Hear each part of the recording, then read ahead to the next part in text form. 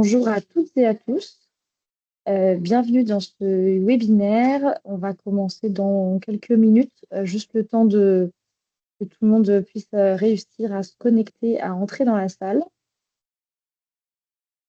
Si vous souhaitez, en attendant que ça se passe, n'hésitez pas à envoyer un petit message dans le chat pour dire qui vous êtes, ce que vous attendez est-ce que vous attendez ce webinaire?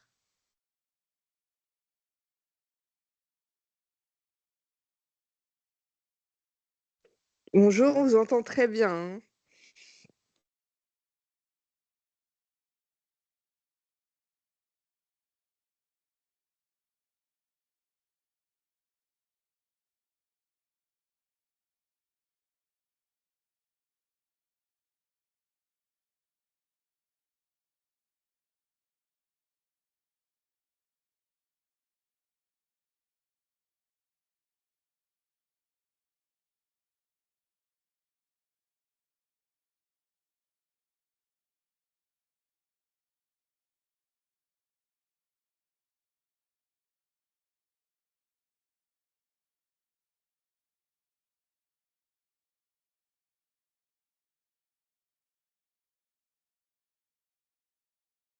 Bonjour aux nouveaux arrivants. Comme je disais, on ne va pas tarder à commencer. N'hésitez pas à vous présenter dans le chat, même me dire si vous souhaitez ce que vous attendez de ce webinaire. On ne va pas tarder à commencer.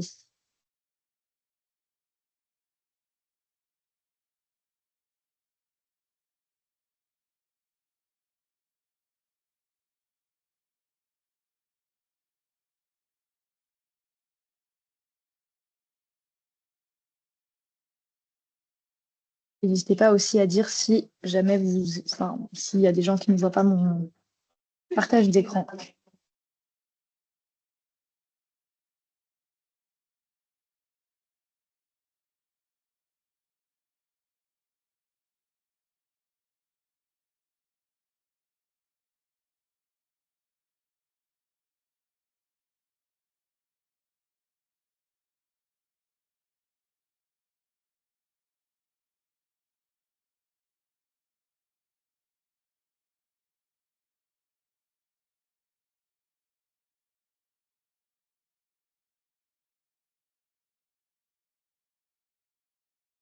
Alors, à nouveau, bonjour aux dernières personnes arrivées. J'attends encore 1 minute et ensuite on va se lancer.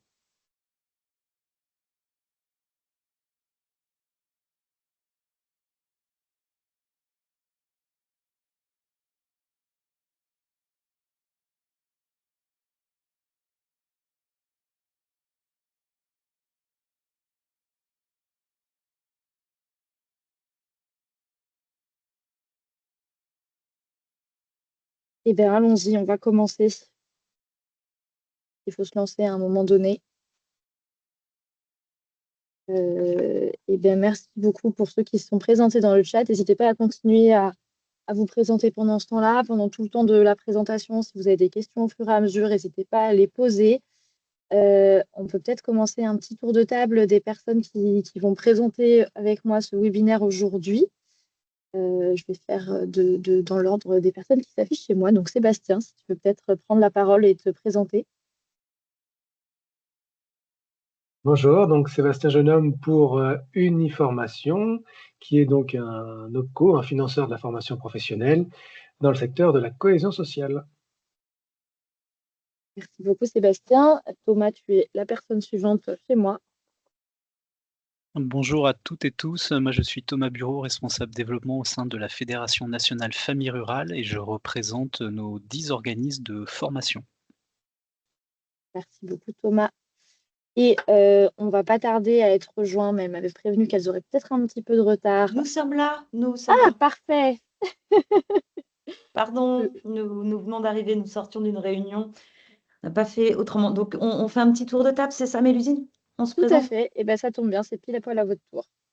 Eh bien, parfait. Bonjour à toutes et à tous. Moi, je suis Pauline Pasquier, en direction adjointe de la structure Fréquence École et Futurs Composés. Et nous parlerons aujourd'hui et d'ingénierie pédagogique de formation Et nous sommes également organisme de formation.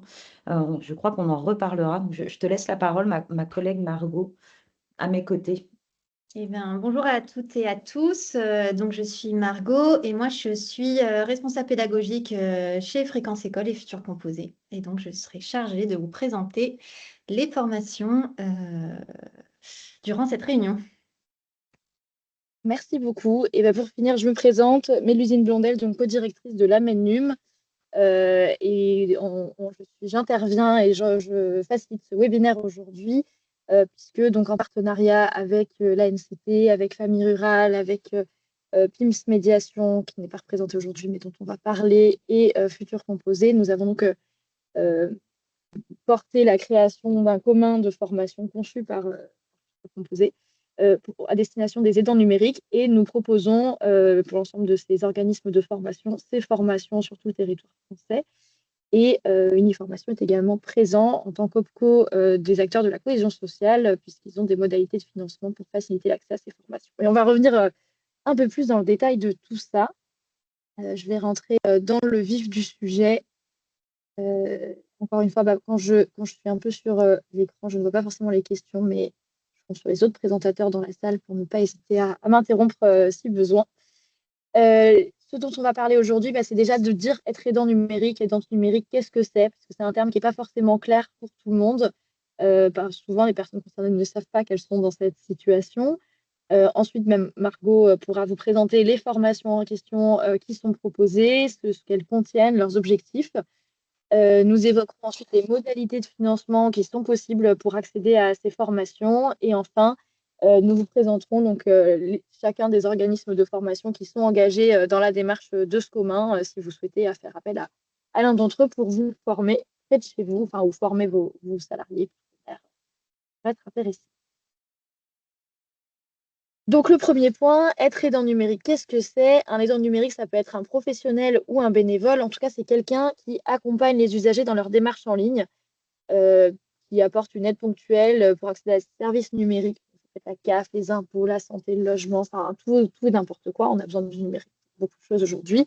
L'idée, c'est que ce n'est pas des personnes dont c'est le métier au quotidien d'accompagner la montée en compétences numériques, comme serait le cas d'un conseiller ou d'un médiateur numérique, mais qui sont confrontés à ces publics en difficulté et qui se retrouvent souvent à faire les démarches pour eux ou avec eux pour les débloquer dans des situations. Et on sait que pour beaucoup d'entre eux, ça peut être des profils extrêmement variés, ça peut être évidemment des travailleurs sociaux, ça peut être des personnes qui sont en charge de l'accueil dans des lieux de santé, dans des mairies, ça peut être des gardiens d'immeubles, ça peut être vraiment des profils extrêmement différents. Et on sait que souvent, cette situation, ça génère des frustrations parce que ces personnes ont envie d'aider les personnes en situation d'éloignement numérique, mais n'ont pas forcément tous les outils, les postures en main pour savoir comment les aider au mieux. Et parfois, on a l'impression que du coup, ça les détourne un peu de leur mission première. Et voilà, ça peut générer pas mal de frustration au quotidien. L'idée, c'est que ces personnes-là, qu'elles soient professionnelles ou bénévoles, elles ne sont pas là pour faire à la place de l'usager, mais les aider vraiment à comprendre, réaliser leur démarche, les faire en sécurité, mais en favorisant leur autonomie future. C'est dit comme ça paraît facile, mais dans la réalité, c'est évidemment pas toujours, c'est pas quelque chose d'inné, c'est pas toujours quelque chose de simple. Ça nécessite aussi souvent de connaître le réseau des personnes qui sont autour pour orienter vers la bonne personne au bon moment. Voilà. Et donc, l'objectif de ces formations, c'est de se dire, la réalité, c'est que beaucoup de personnes se retrouvent dans cette situation d'aidant numérique sans être outillées. Qu'est-ce qu'on peut faire pour les aider dans cette fonction sur laquelle elles sont? Donc, pourquoi se former? Évidemment, pour mieux accueillir, ça veut dire pouvoir vraiment aller jusqu'au bout de la démarche d'inclusion numérique. On parlait de faciliter l'autonomie parce que c'est souvent l'objectif, mais le faire avec des pratiques qui sont sécurisées et adaptées au public qu'on accueille, pour mieux cibler ces actions, gagner en efficacité dans les interventions, parce que quand on sait en fait comment diagnostiquer rapidement, comment orienter vers la bonne personne au bon moment, c'est plus facile de se concentrer aussi sur vraiment son cœur de métier sur le reste et de pouvoir agir de manière plus réactive. Et enfin, respecter le cadre légal, parce que c'est quand même un enjeu majeur. Quand on aide quelqu'un dans des démarches administratives, on se retrouve souvent avec des mots de passe de partout écrits sur des bouts de papier, avec des données très personnelles auxquelles on se retrouve confronté. Donc, il y a des enjeux légaux qui sont à connaître. C'est important de les avoir en tête pour pouvoir garantir la conformité RGPD et protéger bien sûr les données des personnes qui sont accompagnées numériquement. Est-ce que déjà à ce stade, je me tourne vers la salle, est-ce qu'il y a déjà des premières questions qui apparaissent ou est-ce que c'est clair pour vous ce que c'est qu'un aidant numérique ou une aidante numérique? Alors oui, Patricia, le PowerPoint sera disponible au format PDF et toute cette visioconférence est enregistrée, donc vous pourrez y accéder par la suite. Elle sera mise en ligne sur les bases et on vous enverra le lien pour consultation. J'ai vu une réponse, c'est clair, donc je pars du principe que ça l'est pour tout le monde, mais si ça ne l'est pas, n'hésitez pas évidemment à reposer vos questions dans le chat. Et je vais te laisser la parole, Margot, pour la suite et pour parler des différentes formations qui sont proposées. Merci. Alors, dans ce commun de formation, on a deux parcours de formation qui sont proposés.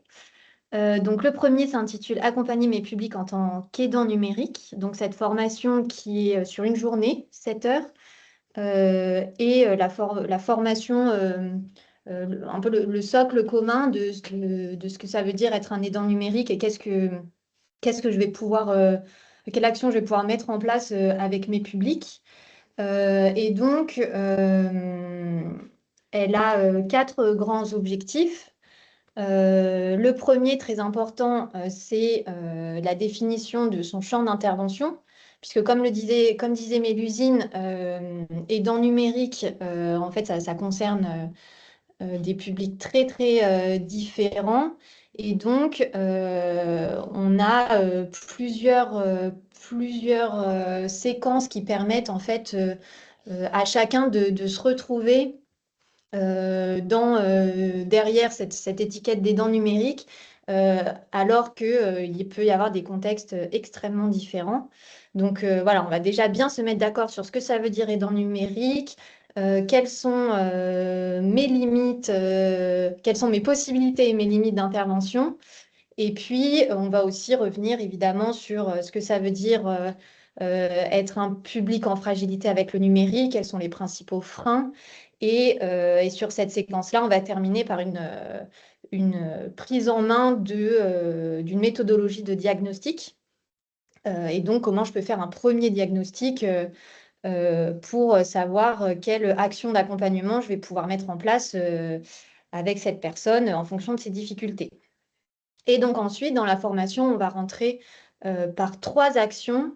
Déjà, la première, c'est l'orientation vers d'autres professionnels, puisque l'aidant numérique est un peu en première ligne en ce qui concerne le grand champ de la médiation numérique ou de l'accompagnement aux démarches administratives, etc. Et donc, l'aidant numérique doit être en capacité de pouvoir orienter les usagers, puisque lui-même ne pourra pas régler toutes les situations, c'est évident.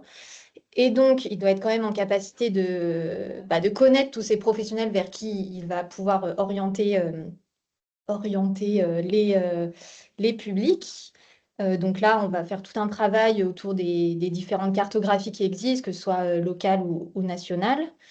La deuxième action que l'on peut mettre en place, c'est évidemment l'accompagnement.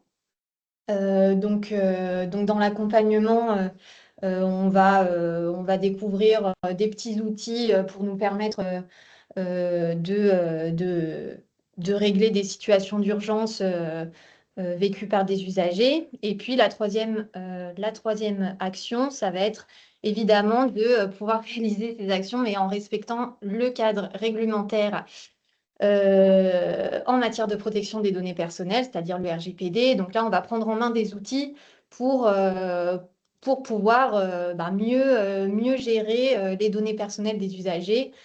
Déjà, se poser la question de ce qu'on doit récolter, ce qui est nécessaire, ce qui n'est pas nécessaire. Donc, on récolte que ce qui est nécessaire et comment est-ce que on cadre tout ça avec un outil qui est transmis durant la formation. Donc voilà, nous, cette formation, on l'a vraiment vue comme un outillage une première boîte à outils de première nécessité pour les aidants numériques. On fait beaucoup de brainstorming, beaucoup de partage d'expériences, beaucoup de mise en situation. L'idée, c'est vraiment qu'ils ressortent de là, de cette formation outillée et confiants dans leur rôle d'aidant numérique euh, euh, tout de suite après la formation. Et il n'y a pas de prérequis, évidemment, pour cette formation. C'est vraiment ouvert à toute personne qui est en situation d'aider des publics sur les questions du numérique. Merci beaucoup, Margot. Avant qu'on passe à la deuxième formation, je vais peut-être répondre à une question qui était dans le chat sur la différence entre les conseillers numériques et les conseillers France Service. Et je sais que c'est particulièrement, enfin, c'est normal qu'il y ait de la confusion là-dessus, puisque les conseillers numériques s'appelaient auparavant conseillers numériques France Service. Ça n'a pas aidé à clarifier la distinction entre les dispositifs. Les conseillers France Service sont ceux qui interviennent dans les maisons France Service et ils ont un rôle d'accompagnement aux démarches administratives numériques, nombre d'opérateurs, l'assurance maladie, voilà. Donc eux, ils sont vraiment dans aider à faire les démarches, ils font les démarches avec la personne, avec cette double casquette à la fois de leur connaissance de l'administratif, des contraintes administratives, et en même temps connaissance évidemment des démarches administratives numériques. Mais leur objectif n'est pas d'accompagner la montée en compétences des personnes pour une autonomie totalement complète sur les outils. Enfin, ce n'est pas de leur apprendre à servir de l'outil informatique, ce n'est pas leur rôle. Par contre, c'est celui des conseillers numériques qui sont des vrais médiateurs, des médiateurs numériques, dont c'est le rôle principal, même si souvent des conseillers numériques se retrouvent aussi évidemment à aider des personnes qui sont en difficulté avec des démarches administratives. Donc, je sais que c'est une réalité.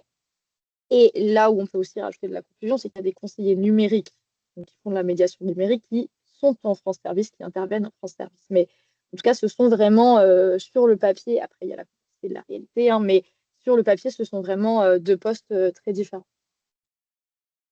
Ouais. Oui, effectivement, vous avez raison, il y en a qui se présentent comme agent France Service, qui permet aussi de clarifier la complémentarité de ces deux profils. Et je te laisse poursuivre, Margot, sur la deuxième formation. Et donc, la deuxième formation, pour le coup, elle est beaucoup plus spécifique. Elle est centrée sur le dispositif Aidant Connect. Et donc, cette formation, c'est vraiment la formation qui va vous permettre d'être habilité Aidant Connect et de pouvoir utiliser le dispositif dans votre structure. Donc, c'est une formation d'une journée également. Cette formation, elle est vraiment axée sur la prise en main du dispositif. Donc, ça veut dire prendre en main l'interface, découvrir les différentes étapes de l'utilisation d'Aidant Connect quelle est aussi qu'est-ce qui est de ma responsabilité en tant que professionnel habilité Aidant Connect, quelle est de la responsabilité de ma structure, qu'est-ce qui est de la responsabilité de l'usager. Donc, on va découvrir tout ça pendant cette journée autour d'outils concrets, c'est-à-dire qu'on a produit un tutoriel interactif qui reprend vraiment l'interface de la plateforme Aidant Connect et donc les stagiaires de la formation vont pouvoir s'exercer grâce à ce tutoriel dans un premier temps. Et on a aussi, grâce à la NCT, un bac à sable de la plateforme Aidant Connect. Et donc, on va vraiment immerger les stagiaires de la formation dans cette interface et dans la prise en main de ce dispositif par énormément de jeux de situations. On va pouvoir les guider sur toutes les étapes qu'ils devront mettre en œuvre une fois qu'ils seront avec un public à accompagner avec Aidant Connect. Donc cette formation, elle est, pour le coup, il y a un prérequis sur celle-là, c'est d'avoir obtenu une autorisation d'habilitation donc vous avez le lien sur la slide, qui se fait en amont de la formation.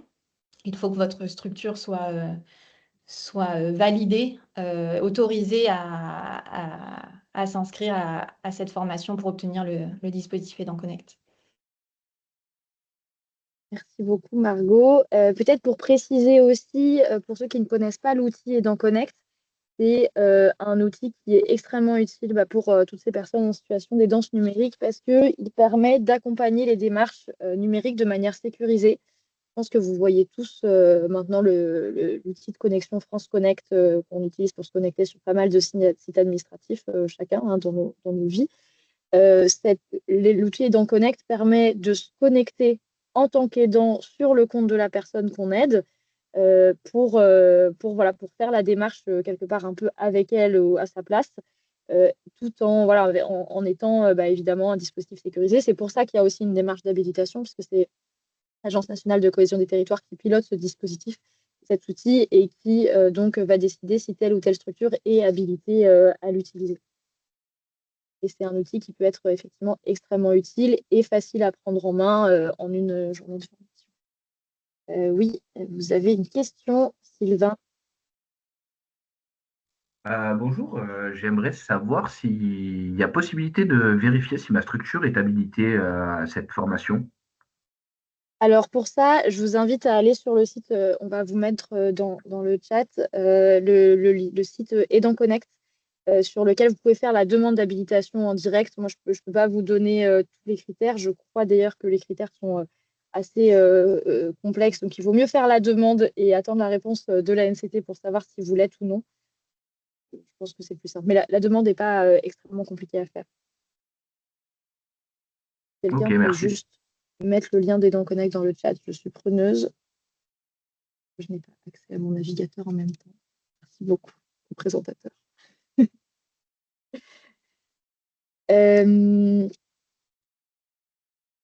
Très bien, on en parlait effectivement justement de l'habilitation Aidant Connect. Donc, qui peut être habilité? Encore une fois, là, je n'ai pas absolument tout le détail, mais ça vous donne quand même pas mal d'informations.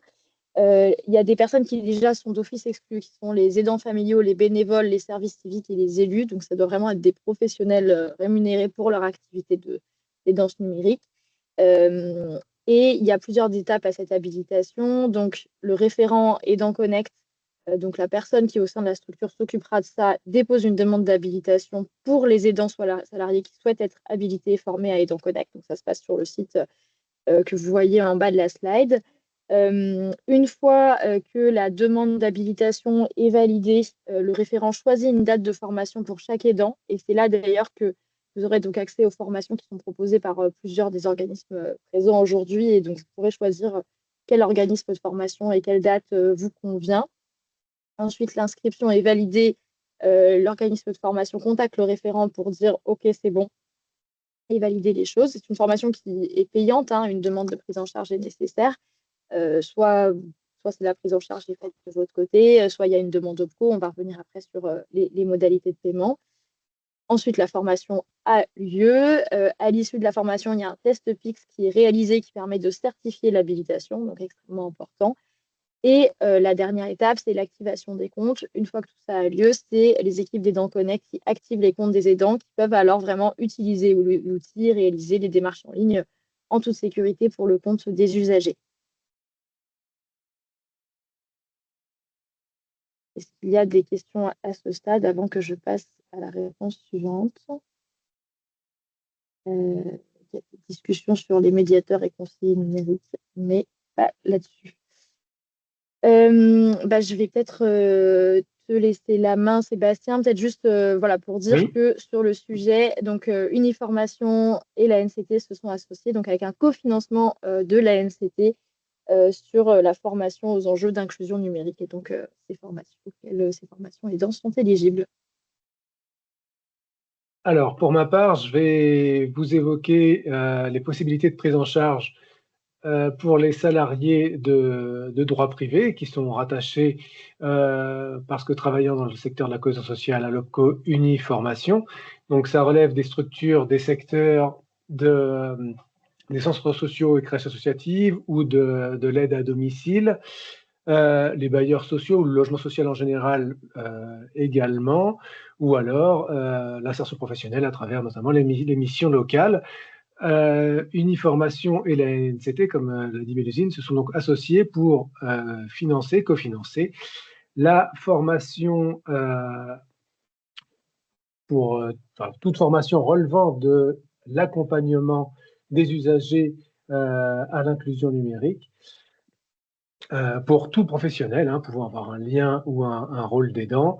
Mélusine l'a évoqué tout à l'heure, mais dans nos secteurs, on est surtout sur les chargés d'accueil, les gardiens d'immeubles, les intervenants à domicile, les animateurs socioculturels dans le secteur de l'animation, et les médiateurs ou conseillers en insertion professionnelle. Donc, ce sont tous ces métiers, ce sont encore une fois métiers qui ont une prédominance autre que l'inclusion numérique dans leur fonction principale, mais qui occupent cette mission d'accompagnement à l'inclusion numérique dans leur métier.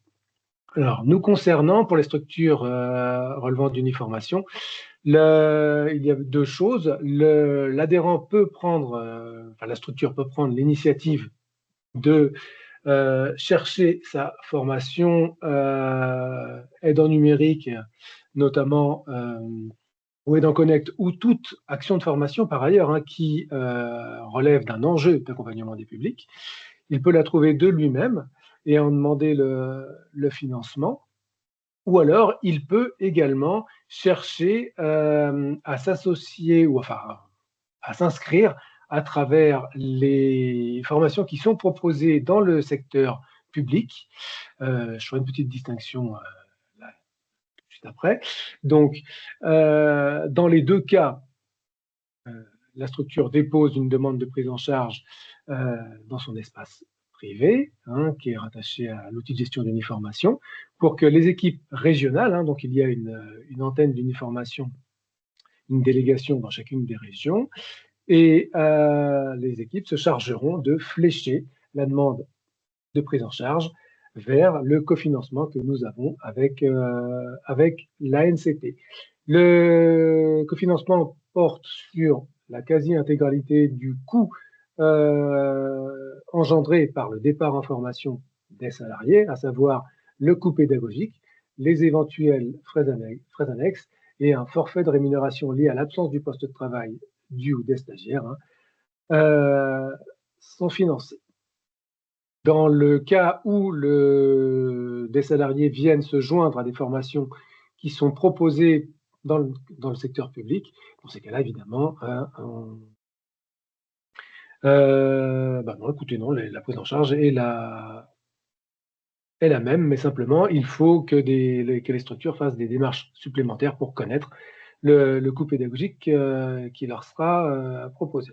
Vous avez sur cette slide également deux liens qui vous ramènent sur notre site et qui vous donnent des informations complémentaires à celles que je viens de donner sur la prise en charge que je viens d'évoquer, sur le cofinancement du plan aidant numérique et également sur les missions que peuvent avoir dans nos secteurs les salariés qui ont des fonctions d'aidant numérique. Voilà ce que je pourrais vous dire. L'idée principale étant que toute structure qui a un projet contacte, premièrement, on va dire, nos délégations régionales pour bien ficeler le projet. Merci beaucoup, Sébastien. N'hésitez pas si vous avez des questions à les poser dans le chat ou à lever la main pour en parler. Pour compléter, donc, sur se former sur le secteur public, donc toujours par le biais de la NCT, il y a eu des enveloppes de formation France Numérique Ensemble qui permettent de former les agents des collectivités à ces formations. Pareil, on vous enverra le lien avec les informations sur ce sujet-là, mais donc là, l'objet de cette présentation était surtout s'adresser aux acteurs privés. Et là, j'ai vu qu'il y avait une question qui portait notamment, donc qui propose ces deux formations. On va y venir juste après. Très bonne transition avec la suite. Les modalités pédagogiques sont-elles des standards à suivre par les organismes qui souhaitent les déployer ou bien ce sont des simples supports? Il y a un peu de sujets différents. Enfin, il y a un commun de formation. L'idée qui est portée par l'ensemble des porteurs de ce commun, c'est de dire qu'on essaye d'être dans une logique de ne pas chacun réinventer la roue de son côté et d'essayer de collectivement donc, créer des contenus qui soient réutilisés, de mutualiser les retours qu'on peut avoir sur ces contenus. Chacun peut faire ses retours si des organismes de formation souhaitent les proposer, chacun peut y contribuer, évidemment. Donc, voilà, c'est quelque chose que, d'une manière générale, c'est une politique de l'ANCT d'essayer de faire qu'on ne disperse pas les ressources ainsi en recréant chacun les choses de son côté, mais qu'on essaye de mutualiser nos efforts pour faire les choses ensemble. Mais ce n'est pas quelque chose d'imposé par les organismes de formation, soit de déployer ces formations. Ils peuvent les déployer autrement. En revanche, pour Aidant Connect, c'est un peu plus précis parce que comme c'est une formation qui donne lieu à une habilitation, c'est des formations qui sont déployées vraiment étroitement en partenariat avec la LCT, avec certaines parties qui sont pour le coup imposées comme fixes. Mais sur les formations aidants, c'est évidemment beaucoup plus libre. Un particulier bénévole ne faisant pas partie d'une structure peut-il s'inscrire sur la formation sans prérequis? Alors, il va pouvoir s'inscrire sur les formations aidants numériques, mais pas sur les formations aidants Connect, puisqu'elles sont évidemment attachées à la structure et qu'on est habilité aidant Connect dans le cadre d'une fonction professionnelle. Et en revanche, sur les modalités de financement, là, j'ai peu d'informations à vous donner sur les aides pour les particuliers. Je pense qu'il faut se rattacher plutôt sur, alors soit en tant que bénévole de votre association et voir s'ils ont des financements via la structure qui finance les aides pour les associations. Que quelqu'un lui demande d'une association, lui demande cette structure. Mais sinon, voilà, via l'association en particulier, et sinon via vos financements de formation, France Travail si vous êtes en situation de chômage, ça c'est vraiment au cas par cas. Mais malheureusement, je vais avoir assez peu d'informations à vous donner. Si vous êtes en tant que bénévole, rapprochez-vous de votre association. Peut-être qu'ils ils ont souvent un fonds de développement de la vie associative, c'est ça que je cherchais, pour financer certaines formations de bénévoles. En général, ils savent ce qu'ils peuvent faire ou non. Et donc, s'il n'y a pas d'autres questions, je vais poursuivre donc sur justement les organismes de formation engagés. Donc, les organismes de formation qui vous sont présentés aujourd'hui, ce sont qu'on appelle les organismes de formation engagés, c'est ceux qui se sont engagés à travailler dans cette démarche de commun, c'est-à-dire de partager des contenus de formation, partager des retours sur ces contenus de formation pour les améliorer ensemble et s'assurer qu'ils soient mis à jour et adaptés aux besoins des professionnels en se basant vraiment sur les retours qu'on collecte nationalement. Et c'est le moment où, Thomas, je te laisse prendre la parole pour présenter Famille Rurale. Eh ben, c'est parfait. Et j'étais en train de répondre justement dans le chat sur le financement des bénévoles, où il existe un fonds spécifique, en fait, le FDVA. FDVA, Fonds de développement de la vie associative. Merci, c'est ce que je cherchais. Parfait. Je vais prendre la parole quelques minutes peut-être pour vous présenter rapidement Famille Rurale et pourquoi on est ici et qu'est-ce que nous proposons en type de formation autour de la médiation numérique. C'est pas forcément une évidence que Famille Rurale se positionne sur ce type de webinaire et ce type d'action. Nous, on est une structure associative qui existe depuis un peu plus de 80 ans. On est représenté sur tout le territoire français et en Outre-mer. On a à peu près 2000 associations sur le territoire et nous proposons des activités et des services pour accompagner les familles en milieu rural. Généralement, c'est des communes de moins de 5000 habitants et les activités et services, c'est type des crèches associatives. Nous avons énormément aussi d'accueil collectif de mineurs, donc c'est les centres de loisirs. Nous faisons du périscolaire, extrascolaire et nous agissons également sur toutes les activités d'aide à domicile. Mais depuis 2019, suite à une demande de nos associations et puis des habitants, on a développé toutes nos actions de médiation numérique de manière assez importante, où c'est quasiment 200 de nos associations qui proposent des actions numériques, soit de manière individuelle ou collective. Sur ça, on a émargé sur le dispositif de l'État avec des conseillers numériques. Alors c'est marqué conseiller numérique France Service, mais ce que disait Mélusine, maintenant c'est que conseiller numérique, où dans notre réseau encore aujourd'hui, nous avons 40 personnes salariées et qui sont dispatchées sur les différents départements. Et en plus de ces 40 conseils numériques, on peut s'appuyer sur plus de 300 aidants numériques, des fois la plupart des salariés, mais on a aussi beaucoup de bénévoles qui travaillent sur ce sujet et tous les ans, on accompagne quasiment ces 30 000 personnes accompagnées. Sur le volet de la formation, avec Famille Rurale, c'est pas du tout nouveau parce que ça fait plus de 40 ans que nous proposons de la formation. généralement plutôt autour des métiers de l'animation. Donc on a de la formation professionnelle continue, on a des formations certifiantes, on propose du BAFA et du BFD. Mais depuis, toujours depuis 2019, on a voulu étoffer notre catalogue de formation en proposant des actions autour de aidants numériques et autour d'aidants Connect. Et sur ça, on s'appuie sur nos organismes de formation. La Fédération nationale pour qui je travaille est un organisme de formation, on est basé à Paris, mais nous avons également 9 autres organismes de formation, tous certifiés Calliope et qui nous sont dispatchés vraiment sur l'ensemble des régions du territoire français. Et on s'appuie sur un pool de formateurs en interne. Je précise bien en interne, ça c'est aussi important. On a fait de la formation de formateurs, donc on a les compétences chez nous. Et c'est 25 personnes qui sont là, qui sont habilitées, qui peuvent soit se déplacer un peu partout sur le territoire ou qui peuvent vous accompagner à travers de la formation en distanciel. Et depuis qu'on a étoffé notre catalogue sur les sujets de la médiation numérique, c'est quasiment 700 stagiaires, ce que j'ai mis, qui sont formés à aidants Connect ou aidants numériques. Et peut-être juste pour conclure en un mot, parce qu'il y a eu une présentation de Margot sur les 2 dispositifs qui sont à votre disposition. Il y a une formation de 7 heures aidants numériques, une formation de 7 heures aidants Connect. Sachez que Famille Rurale, on propose aussi un mixte, une formation de 2 jours, de 14 heures, qui allie à la fois aidants numériques et aidants Connect, qui permet aux personnes qui sont peut-être un peu plus éloignées sur ces sujets de venir se former de manière vraiment complémentaire et puis avoir toutes les armes pour accompagner après les différents publics, notamment sur les démarches administratives en ligne. Voilà, de manière très succincte, je ne savais pas combien de temps Mélusine j'avais, mais en tout cas à disposition pour répondre à toutes vos questions. Merci beaucoup. Peut-être que pendant que tu as la parole, il y a une question de Christopher sur les prérequis demandés en termes d'aisance numérique aux bénévoles qui souhaitent s'inscrire. Est-ce que tu veux répondre à cette question? Alors, il y a 2 questions en une finalement. Déjà, pour les bénévoles, ce qui a été dit précédemment, en fait, les formations aidants Connect ne sont éligibles vraiment que pour les salariés. Donc là où on va pouvoir répondre à la demande, c'est sur les formations aidants numériques, donc celles de 7 heures. Et je vous dirais qu'il n'y a pas forcément de prérequis en réalité. C'est toutes les personnes qui souhaitent justement s'engager et accompagner des personnes sur les sujets numériques.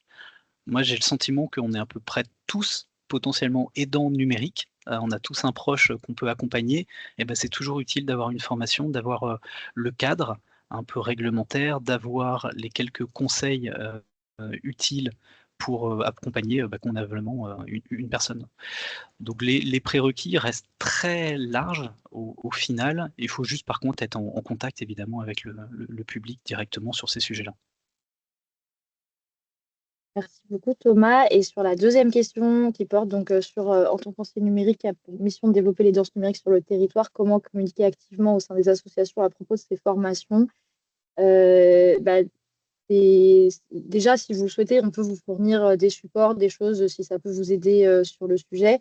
Vous pouvez évidemment leur relayer ce webinaire ou d'autres sources.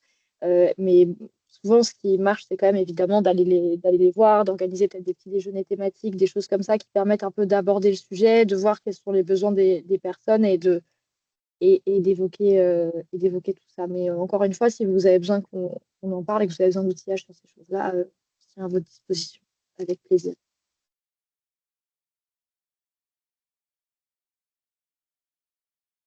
Alors, je poursuis. Après Famille Rurale, c'était... Oups, pardon, j'ai été un peu vite. Pims Médiation, que je vais représenter aujourd'hui parce qu'ils ne pouvaient malheureusement pas se rendre disponibles, mais qui sont également partenaires. Pims Médiation, donc c'est un réseau qui déploie depuis 30 ans, c'était leur anniversaire hier, des actions de médiation sociale et numérique au plus près des habitants. Et donc, ils sont 36 associations avec plus de 300 points de contact fixes ou itinérants, 91 labels France Service, 500 médiateurs sociaux et numériques professionnels certifiés de cette norme ACNOR qu'on connaît évidemment tous très bien. Et ils ont déjà, avec leur organisme de formation, accompagné plus de 500 stagiaires sur Aidant Connect ou Aidant Numérique. Et ils ont 15 formateurs experts de leur structure locale qui peuvent accompagner sur ces sujets. Ils sont bien évidemment Calliope. Et vous avez la cartographie des différents lieux où ils interviennent. Donc, la spécificité de PIMS Médiation par rapport à d'autres acteurs de la médiation numérique, c'est vraiment cet ancrage cette double expertise à la fois de la médiation sociale et de la médiation numérique qu'ils ont dans leurs activités et donc évidemment dans leur formation. Et en troisième, je laisse la parole. Du coup, je crois que c'est toi, Pauline, qui prend la parole sur cette slide. Bonjour, oui, je vais essayer d'être très synthétique. Alors, nous, vous avez écouté Margot on est dans la même équipe. Nous, en fait, on s'appelle Futur Composé. On est deux structures, Futur Composé et Fréquence École. Et en fait, on a plusieurs métiers. On est membre fondateur. Je l'ai réécrit là. Je ne vois plus les slides, ça saute. Est-ce que vous m'entendez? J'ai l'impression qu'il y a un petit souci. C'est bon, Mélodie? Moi, je t'entends très bien. C'est peut-être moi qui super. fais sauter les slides. J'essaie d'envoyer un lien, mais je vais arrêter de prendre des initiatives. Ok, pas de souci. Et on est membre fondateur de Inora. Inora, c'est le hub de l'inclusion numérique en Auvergne-Rhône-Alpes. Nous, en fait, on a plusieurs métiers au sein de Fréquence École et de Futur Composé et on accompagne en fait les pratiques numériques et médiatique tout au long de la vie. Alors, on accompagne, parenthèse, quand même beaucoup ce qu'on appelle la jeunesse. Donc, on accompagne ces pratiques-là en outillant et en faisant monter en compétence les professionnels de l'éducation au sens très, très large du terme, pour que justement mieux outiller, mieux développer l'esprit critique de notre jeunesse. Et puis, on accompagne aussi les adultes avec leur casquette parents, donc tout ce qui est de la question de la parentalité numérique. Et puis, on a aussi un autre volet qui nous concerne plus aujourd'hui, où effectivement, on développe des kits pédagogiques, des dispositifs pédagogiques pour aussi l'adulte, afin que l'adulte, avec sa casquette adulte pour le coup, développe des compétences dans ces mondes numériques et puisse aussi avoir de l'outillage sur, entre autres, les démarches en ligne, comme on a pu l'évoquer un peu plus tôt. Donc, du coup, on a une équipe d'ingénieurs pédagogiques, on a un laboratoire de recherche aussi porté par une chercheuse qui fait beaucoup de R&D et d'aller-retour avec l'équipe pédagogique. Et puis, on est organisme de formation, donc un pool de formateurs et de formatrices qui se déplacent un peu partout en France sur l'ensemble des sujets que je viens de vous évoquer. Là, je voulais juste vous donner 3 exemples, 3 expériences que nous menons spécifiquement sur les sujets alors d'inclusion numérique, en tout cas d'aidants numériques ou d'outillage de l'aidant numérique. On a effectivement, aux côtés de la MENUM et Mélusine, tu le sais bien, conçu du coup une méthode de conception pour concevoir 17 parcours de formation dans le cadre de la formation continue des conseillers numériques. Donc, c'est nous qui avons travaillé cette méthode de conception. Et puis après, il y a eu plusieurs organismes qui ont créé ces 17 parcours. Nous-mêmes, on en a fait en direct, notamment sur la parentalité numérique. Et donc, sur ce volet de formation des conseillers numériques, ensuite, on a fait la formation de formateurs, donc là, au niveau national. Et puis après, nous, on a déployé les formations à l'échelle AURA, donc région Auvergne-Rhône-Alpes. On a parlé justement, on vient de parler, c'est de la co-conception et pas de la conception, on vient de parler des 2 formations que Margot, tu as présentées. Sur tout ce qui est aidant numérique, on s'est appuyé sur les travaux de famille rurale, travaux de formation de famille rurale, PIMS, Assembleur, Inora aussi, notre hub. Et donc, on a fait la première mouture, cette formation que tu as présentée sur l'aidant numérique. Et comme vous le savez, c'est une formation qui est en tout cas ouverte, donc on va être aussi vigilant aux côtés de la MENUM, de PIMS et de Famille Rurale pour l'amélioration continue de cette formation. En tout cas, on a été dans cette conception de Aidant Connect et Aidant Numérique. Et là encore, nous, notre pool de formateurs la déploie à l'échelle Auvergne-Rhône-Alpes. Et puis, je voulais aussi vous donner un autre exemple qui alimente nos travaux de R&D, qui est effectivement la conception et le déploiement d'une formation spécifique pour les agents de la métropole de Lyon, pour outiller les aides médico-sociaux et puis les travailleurs sociaux dans leurs pratiques quotidiennes autour de justement en tout cas de monter en compétences pour mieux accompagner les pratiques numériques de base des personnes qui peuvent rencontrer au quotidien dans leur métier. Voilà, vous pourrez tout retrouver sur notre site Fréquence École et Futur Composé. Est-ce que tu voulais que je rajoute quelque chose, Mélusine, peut-être sur les Non, territoires spécifiquement? Ça vous va? ça me paraît clair. Je vais finir avec le dernier organisme de formation, qui est donc l'AMENNUM. Donc l'AMENNUM, nous sommes la coopérative nationale des acteurs de l'inclusion numérique. Et notre particularité, c'est que nous, on s'appuie sur nos sociétaires, donc membres de notre coopérative, pour déployer des formations en nous appuyant sur les acteurs locaux. Donc, d'ailleurs, par exemple, si vous faites appel à, si vous mobilisez, nous mobilisez en Auvergne-Rhône-Alpes, que ce soit Futur Composé qui travaille avec vous, qui sont sociétaires chez nous. Nous sommes certifiés Calliope, on a une vingtaine de formations exclusivement donc, sur les sujets d'inclusion numérique. On déploie des modules courts qui sont vraiment orientés vers la transformation concrète des pratiques. Donc pour les professionnels de la médiation numérique, médiateurs numériques aidants numériques, vous l'aurez compris, et aussi les professionnels qui sont eux-mêmes en difficulté avec le numérique. On intervient notamment donc, dans des entreprises pour les accompagner là-dessus. On travaille avec 15 organismes de formation partenaires sociétaires. On a formé à ce jour plus de 3000 personnes et avec donc une satisfaction moyenne de 4/5 sur l'ensemble de nos formations. On a sur la page web que vous verrez donc des sessions auxquelles vous pouvez directement vous inscrire, un calendrier de sessions existant sur ces sessions de formation et dans numérique. Mais si les dates ne fonctionnent pas, si vous voulez inscrire plus de monde d'un coup, des choses comme ça, n'hésitez pas à nous contacter directement et on pourra voir avec vous comment organiser une session si besoin. Et pour finir, parce qu'il y a nous qui sommes les partenaires fondateurs du commun, mais il n'y a pas que nous, c'est la démarche des communs aussi, c'est d'ouvrir à tous. Vous pouvez retrouver sur ce lien que je vais aussi évidemment vous envoyer la liste de l'ensemble des organismes de formation qui sont engagés dans la démarche du commun, donc qui ont souscrit à une charte en disant je m'engage à mobiliser ces ressources et à faire des retours dessus pour faciliter la progression, l'amélioration continue collectivement, parce que c'est bien ça l'objectif des communs de formation. Donc, c'est des gens qui sont normalement aussi engagés sur le sujet. Et je vais arrêter le partage et vous partager les liens qui étaient dans les présentations sur les slides directement dans le chat. Il y a des questions sur le coût des formations. Alors, les coûts des formations peuvent varier selon les organismes de formation. Donc, je vous invite à aller vous renseigner sur les différents sites qui ont été présentés pour faire le lien entre tous ces, enfin, voir celles qui vous conviennent. Sachant qu'évidemment, ça fait partie des critères. Il y a aussi il y a aussi plein de critères dont il faut tenir compte, comme la distance, est-ce que l'organisme de formation a une approche qui vous convient et des choses comme celle-ci.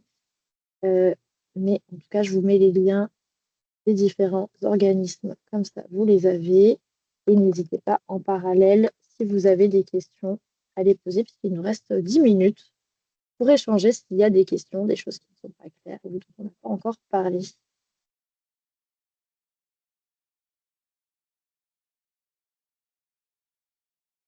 Et comme je le disais tout à l'heure, donc vous aurez bien évidemment accès à ces slides, à tous les liens et au replay du webinaire. Oui, Sylvain, vous aviez une question.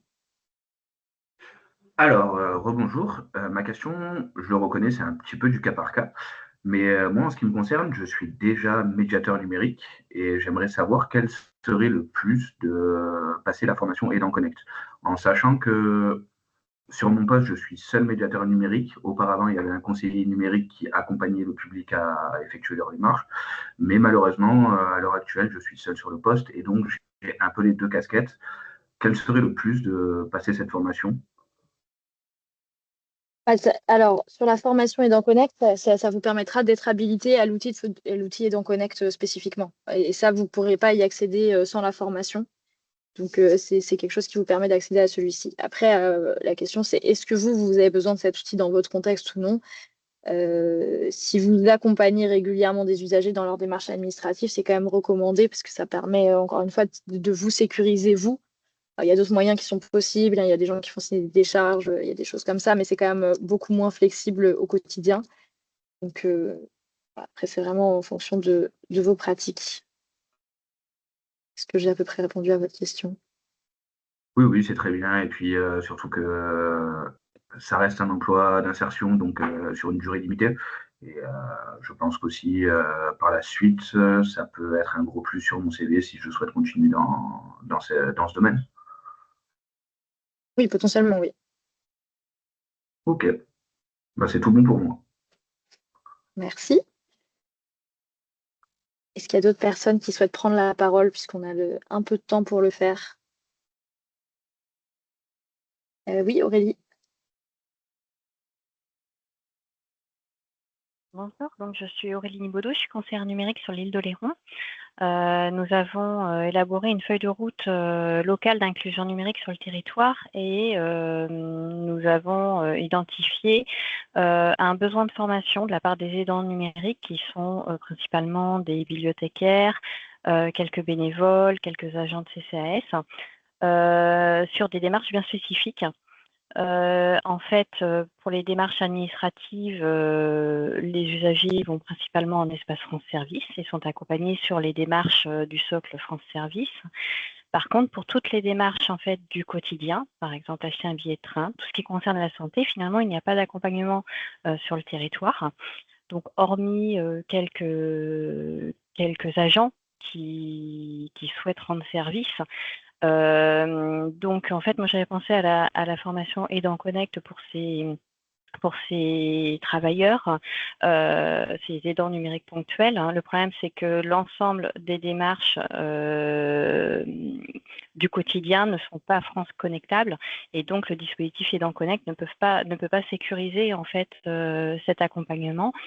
Je voulais savoir si il était envisagé un jour d'ouvrir Aidant Connect pour des démarches qui ne sont pas France connectables.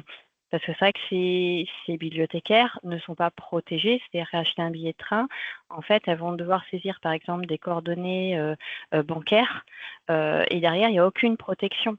Alors, hormis le côté formation, mais il y a aussi le côté sécuriser ces accompagnements, parce que même pour des démarches de santé, en fait, ces personnes ont accès à des données sensibles et sans sécurité derrière, sans protection. Merci Aurélie. Alors, je ne peux pas répondre sur ces questions de est-ce que c'est prévu sur des démarches France connectables, mais pas à ma connaissance. Et malheureusement, la LCP n'étant pas là, ils ne peuvent pas aller plus loin que moi. Enfin, on n'aura pas une réponse plus précise, mais en tout cas, à ma connaissance, non. En revanche, alors pas la formation Aidant Connect, mais dans la formation Aidant Numérique, il y a quand même des aspects justement RGPD, protection des données qui sont abordés. Donc, ça permet un peu d'évoquer cette problématique-là pour ces personnes-là. Donc, ça peut être déjà une première chose pour les accompagner de manière généraliste dans la posture, les bons gestes, les bonnes pratiques à avoir pour aussi se protéger.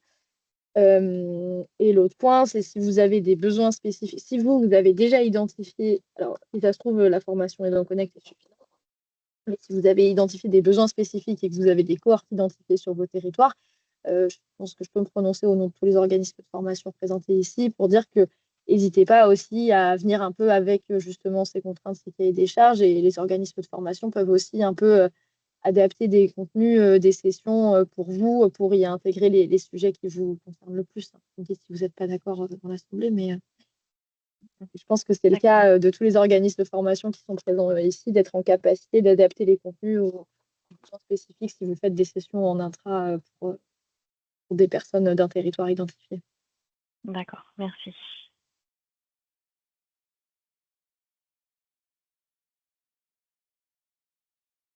Est-ce qu'il y a encore d'autres questions dans les 5 dernières minutes qu'il nous reste?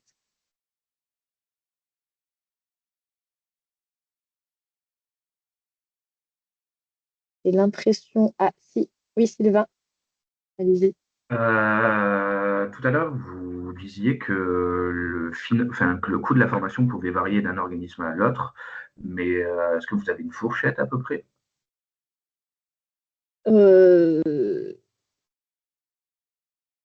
C'est une bonne question. Moi, je peux vous donner Moi, je peux vous donner, on est en ce moment en train de déployer une formation dans la Loire des dents numériques et en Haute-Savoie, je confonds toujours les deux, et en Haute-Savoie, Aidant Connect et c'est pour 12 personnes.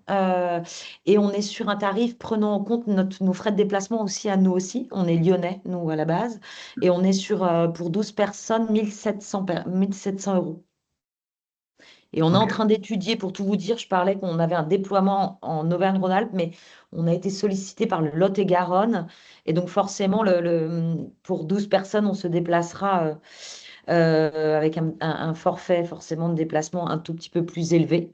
Tout ça, en tout cas, là, dans ce cadre-là, c'est dans le cadre de FNE, mais autrement, dans tous les cas, sachez, Sylvain, que, bon, en tout cas, on passe, après, que ce soit un tarif individuel ou collectif, on le propose aux OPCO pour financement.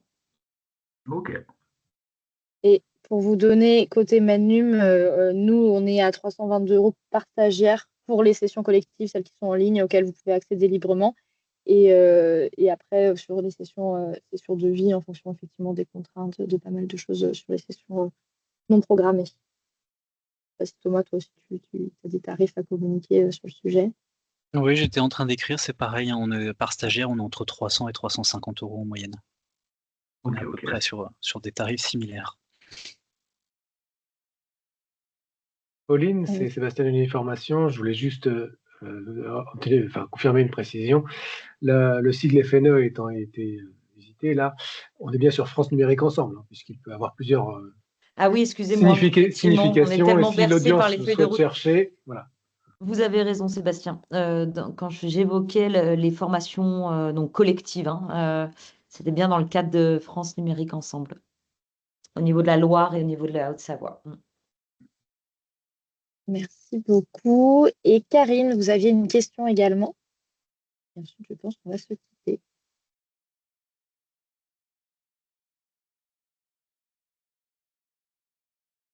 Votre micro est désactivé, je crois.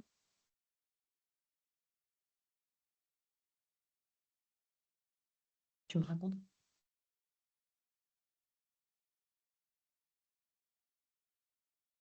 Alors là, votre micro est actif, mais je ne vous entends pas.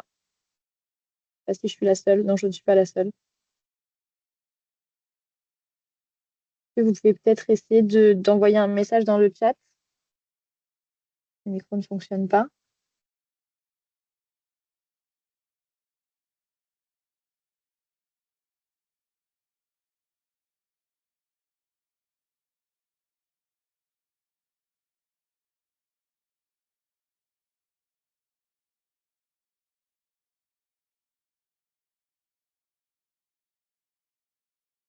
Pour les formations, il faut aller sur chacun des sites WIB, enfin sur l'organisme de formation qui vous intéresse. En effet, il n'y a pas une plateforme centralisée avec l'ensemble des formations. Mais ça vous permet aussi de choisir avec qui vous travaillez. Est-ce qu'une formation proposera à terme un catalogue? Alors ça, c'est pour toi, Sébastien, je pense. Alors, sur ce sujet-là, il y a le cofinancement qui existe à l'heure actuelle et qui se poursuit sur 2026. Ce sujet de l'inclusion numérique, une formation continuera de le porter, mais en incluant potentiellement des formations au sein d'un catalogue plus généraliste. À ma connaissance, il n'y aura pas de catalogue spécifique sur l'inclusion numérique. Après, il peut y avoir comme là, ce que j'appelle le plan aidant numérique en cofinancement avec la NCT est un dispositif. Les structures peuvent se faire financer selon certaines modalités de prise en charge dans leur plan de formation des départs en formation sur l'inclusion numérique. Mais voilà, on est plutôt sur l'ajout d'une formation dans un catalogue plus large que sur un catalogue en tant que tel portant sur le sujet. Et ensuite, si les structures ont des projets ou souhaitent mettre en place aussi des projets, pas forcément quelque chose déjà de cadré, là, il faut solliciter nos équipes régionales qui, en fonction du besoin, pourront cadrer ce projet-là et le mettre en place pour obtenir la meilleure prise en charge possible au regard des financements et ou cofinancements du moment. Merci beaucoup, Sébastien. Et on va conclure là-dessus. Merci à toutes et à tous, en particulier aux co-présentateurs, pour votre participation. Et donc, comme je vous disais, donc on publiera bien sûr tout ça sur les bases de Sevrer Mail aussi, avec les contenus du replay. N'hésitez pas à le partager largement autour de vous, à revenir vers nous si vous avez des nouvelles questions. Très bonne fin de journée et à bientôt. Merci beaucoup. À bientôt. Au revoir. Au revoir. Au revoir.